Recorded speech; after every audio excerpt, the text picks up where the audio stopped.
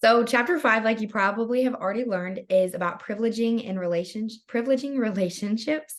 And the two topics that I'm going to talk about is sexuality and intercultural relationships in the workplace. And I put together a quick PowerPoint to keep all my ideas in line, but there's a lot to go through. So we'll go through pretty fast.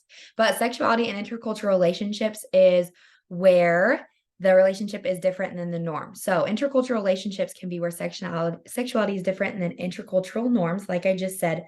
So these cultural norms are usually heterosexuality in relationships. So the relationships that are outside of the cultural norms are going to be homosexual, bisexual, and transgender relationships as outlined in the textbook. Heterosexuality, like I mentioned, is the norm. So when homosexuality becomes visible, it's highly visible, it's highly present, and most people are likely to notice it. So there are two different types of discrimination, in a sense, that comes from these types of relationships. So there's heteronormativity, if I'm saying that right, and heterosexism.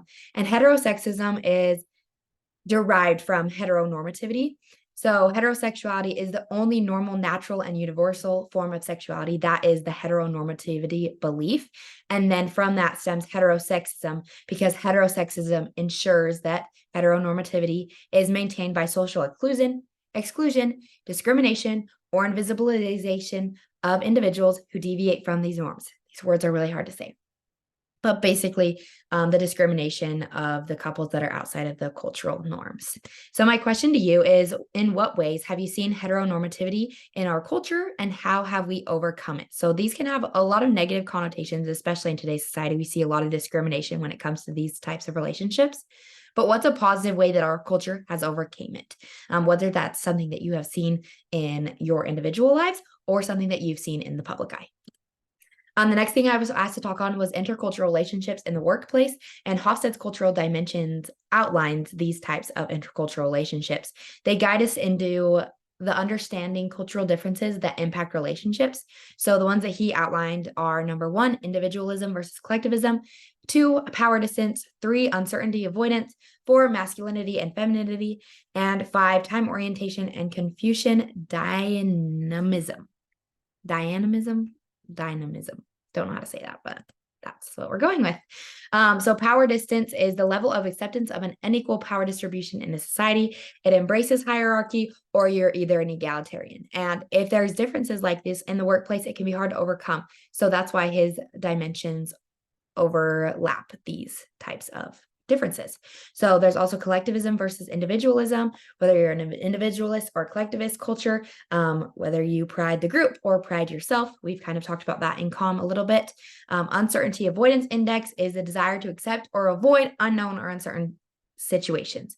So if you're uncomfortable with certainty or uncertainty, or comfortable with uncertainty, will create differences in the workplace as well.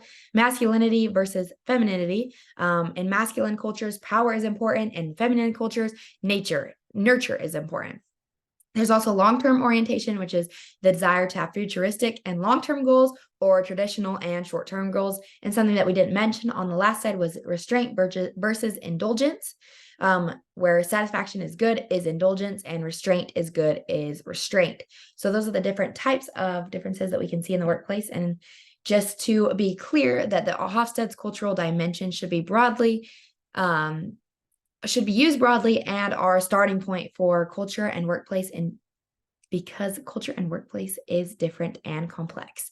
So my question about differences in the workplace is, do you have an experience in the workplace or at school where you have had cultural differences, and how did you overcome them, and which of Hofstede's cultural dimensions did it pertain to? So there you have it. Those are my two questions, and those are the two topics that I was asked to talk on.